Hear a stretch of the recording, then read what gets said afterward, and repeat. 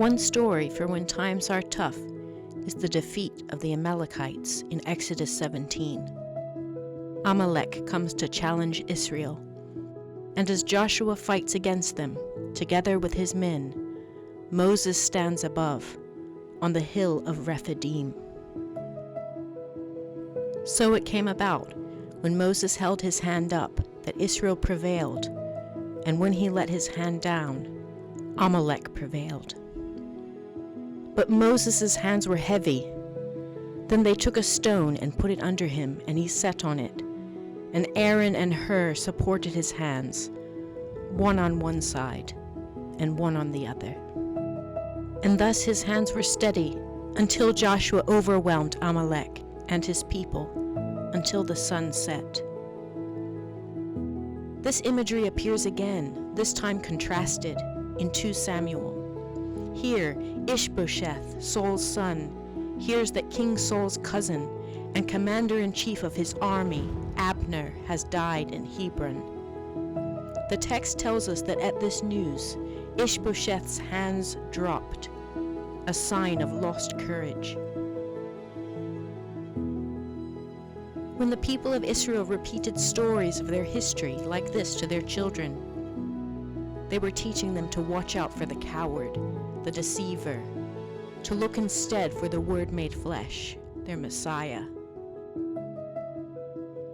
Jesus himself would trace the steps of his people Israel, but in perfection, doing what at times they could not do, completing what they could not finish.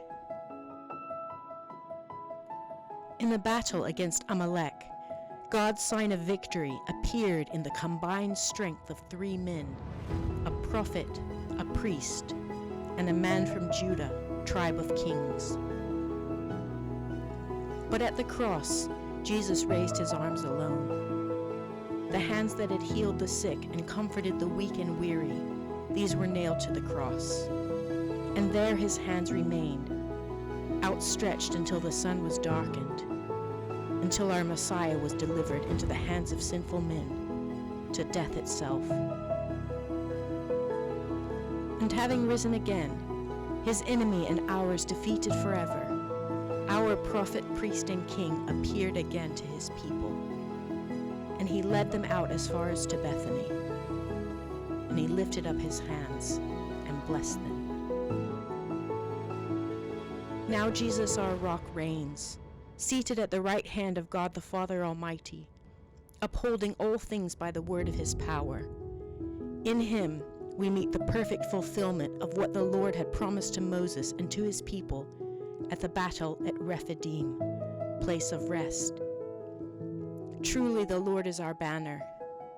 In his strong and loving arms we find complete victory and rest, from dawn until the sun sets, until the stars appear.